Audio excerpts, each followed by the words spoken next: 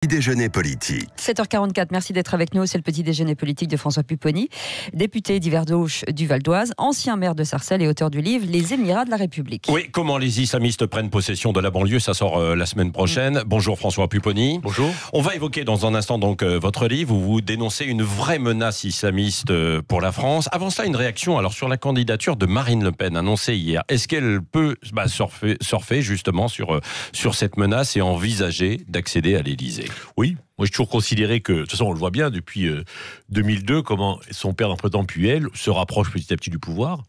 Et ce sujet de la place de l'islam en France, qui est un sujet majeur, qui concerne beaucoup de Français, et qu'on devrait être capable de gérer normalement, sereinement, comme personne ne l'aborde vraiment, oui, elle peut surfer sur ce sujet-là comme sur d'autres, sur le problème de l'insécurité, et effectivement, elle s'approche des portes du pouvoir, oui. Oui, elle pourrait, oui. Donc, bien sûr. Et d'ailleurs, vous racontez aussi dans votre livre que bien des immigrés, des musulmans, sont prêts à voter pour Marine Le Pen et votent déjà pour retrouver la paix un peu dans certains quartiers. Bien sûr, moi ils me l'ont souvent dit. J'étais aussi hier, par exemple, avec des gens de la communauté juive qui disaient être capables de voter Le Pen. Oui, donc maintenant, une espèce de barrières qui sont tombées. Et les gens se disent, après tout, il n'y a plus qu'elle qui pourrait nous défendre. Donc effectivement, le risque d'une victoire de Marine Le Pen dans un premier temps en 2022, voire après, est un risque réel. Oui. Est-ce que Ségolène Royal peut réveiller la gauche ?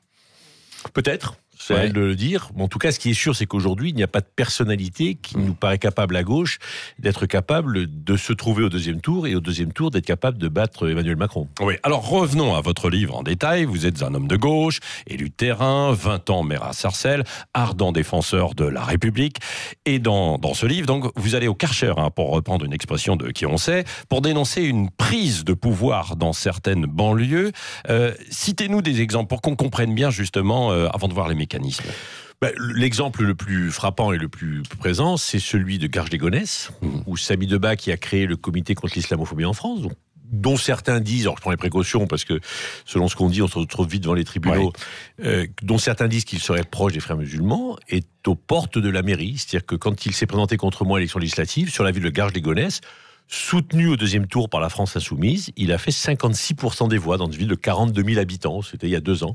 Donc là, il est candidat à la mairie et tous ceux qui sont un peu au courant de ce qui se passe, y compris les services de renseignement territoriaux, considèrent qu'il a de grandes chances de gagner. Oui, là, il y a beaucoup d'infiltration, entre guillemets, justement, c'est ça. Et puis, la France Insoumise joue un double jeu, alors là, c'est pas tellement de l'infiltration, ce sont des gens, quelqu'un comme Samy Debat, on sait qui il est, on sait d'où il vient, on sait ce qu'il a fait, il se présente à visage découvert, et alors, bien sûr, il ne se présente pas comme étant proche de ses réseaux, il se dit qu'il est un démocrate, un républicain, mais on sait d'où il vient, il se présente aux élections et ça marche. Et effectivement, le risque sur Garges-les-Gonesse, c'est que les forces de gauche au deuxième tour soutiennent Samy Debat qui serait en lice pour le deuxième tour et fassent en sorte qu'il soit élu. Oui, et ça vous en discutez de temps en temps avec vous les croisés, vous les connaissez, les gens de la France Insoumise.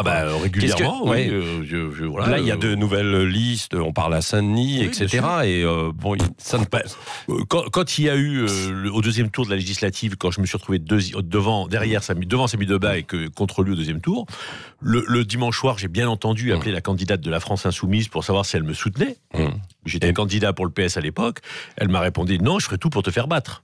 Donc on en parle très simplement et très calmement, et ils me disent droit dans les yeux qu'ils préfèrent le soutenir. C'est la gauche niqab, ce que vous dites. Vous dites la gauche niqab, les islamo-gauchistes. Oui, c'est des gens qui à un moment. Qu'est-ce qui les motive d'ailleurs ? Il y a plusieurs choses. Je pense qu'il y a d'abord le sentiment que dans ces quartiers, il faut s'occuper des populations, et même si ces populations sont très proches d'un islam radical, et tant pis, ce sont des enfants d'immigrés, ce sont des gens qui ont été exploités, qui ont été colonisés, donc une espèce de victimisation, de culpabilisation de cette gauche-là, en disant, après tout, ce sont les populations de ces quartiers, allons-y, faisant fi du fait que l'islam politique sont en train aussi d'infiltrer ces quartiers. Et puis deuxièmement, il y a un calcul bassement électoral. C'est-à-dire que si on veut être élu dans ces quartiers sur certaines thèmes, il faut s'associer avec certaines personnes. Alors vous faites bien la distinction entre les islamistes et les musulmans dans votre livre, ce que je disais en fait tout à l'heure aussi, ces islamistes qui sont apparus chez vous à Sarcelles il y a 5-10 ans à peu près. Ils sont combien en fait dans les quartiers ? Vous dites une centaine ? Oui, une centaine, mais ça commence à prendre de l'importance, surtout les plus jeunes. Et qu'est-ce qu'ils font alors justement ? Eux, leur stratégie, mais elle est propre à l'islam politique partout dans le monde, c'est on occupe tout le champ religieux, bien entendu, le champ culturel, le champ éducatif, le champ social. On s'occupe des familles, on fait du soutien scolaire, lorsqu'il y a une difficulté, on est là, on aide parfois financièrement, et puis bien entendu, on s'occupe aussi de ce qui se passe dans les mosquées.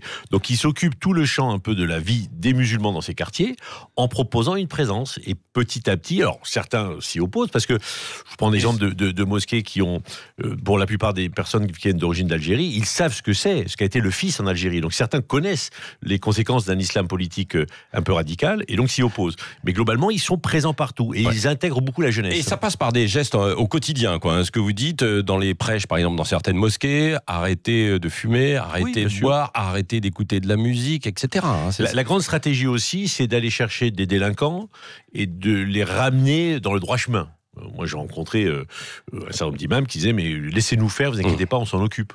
Et donc, on va les sortir de là. Et ce que je constate aussi, c'est que souvent, ils y arrivent. Mais parfois mieux qu'un certain nombre d'éducateurs. Mais pourquoi est-ce que c'est dangereux ? Parce que finalement, peut-être qu'ils entretiennent et ils maintiennent la paix, ces islamistes dans les banlieues aujourd'hui. Ils arrivent à maintenir la paix. Le vrai problème, c'est que l'islam politique est radical. C'est quand même une vision très rigoriste de l'islam. Donc, c'est, je pense, d'abord le problème des musulmans.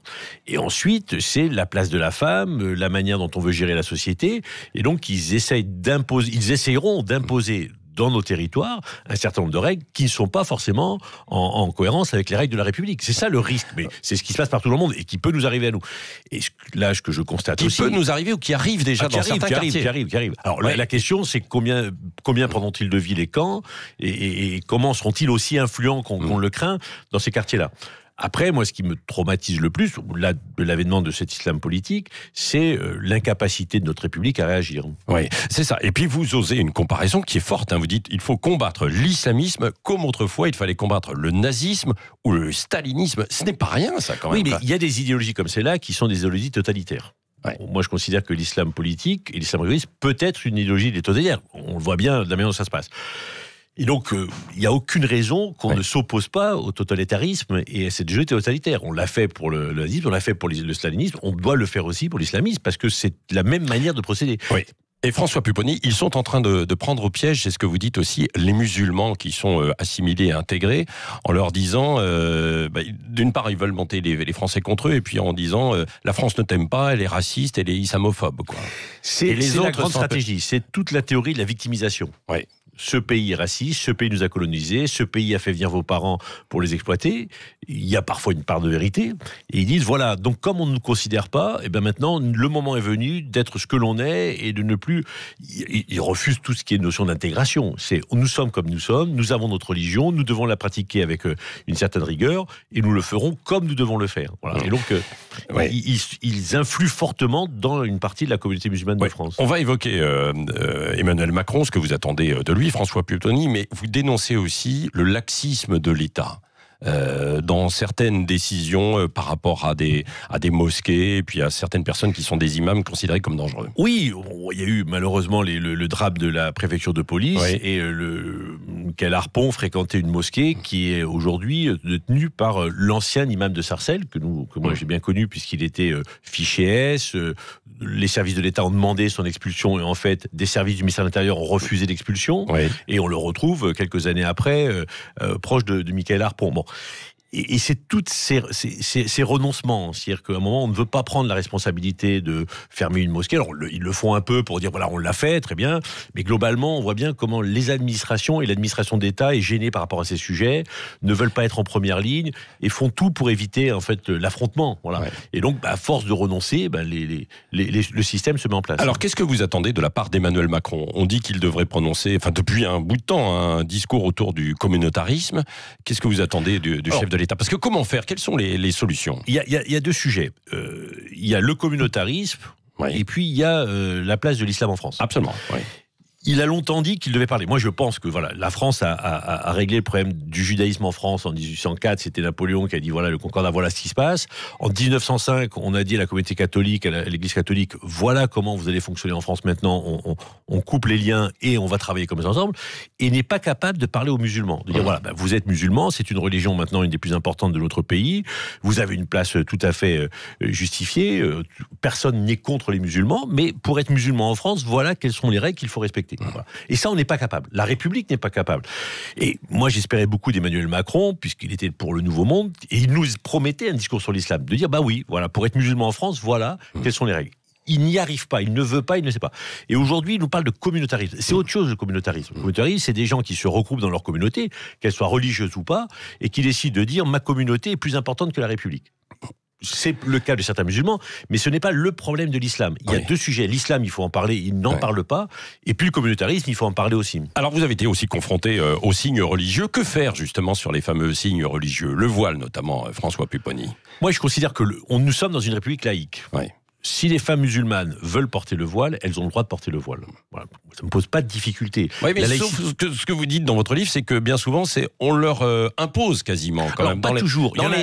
Inconsciemment, etc. Il y en a qui aussi. s'est imposé, et puis d'autres non. Moi, je connais beaucoup de jeunes filles qui ont fait toute leur scolarité dans l'école de la République et qui, à 20 ans, décident de mettre le voile. C'est leur choix.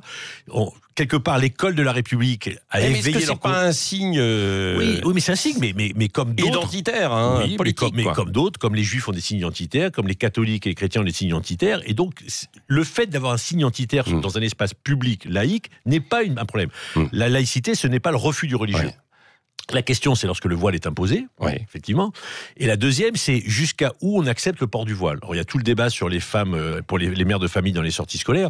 Moi, à Sarcelles, j'ai toujours considéré qu'elles avaient le droit de faire les sorties scolaires, car si ces femmes de ces quartiers qui s'impliquent dans l'éducation de leurs enfants ne participent plus aux sorties scolaires, il n'y a plus de sorties scolaires. Voilà. Donc, il faut l'accepter sur l'espace public. Ou alors, on décide de le refuser, d'y renoncer. Mais ça veut dire, et je reviens au sujet sur l'islam, ça veut dire, on dit aux musulmans, bah voilà, si vous voulez être musulman en France, voilà les règles. Le problème du voile fera partie des règles ou pas. Moi, je suis plutôt pour le respect du... Alors, même si ça choque beaucoup de Français qui ne connaissent pas l'islam, mais on ne peut pas être dans une république laïque tolérante et refuser le port du voile. Oui. François Pupponi, le mot de la fin avec Cécile de Ménibus. Oui, quand Jean-Louis Borloo, ex-ministre de la Ville, qui a été mandaté puis écarté du plan banlieue par Emmanuel Macron, dit que la politique de la ville ne sert à rien.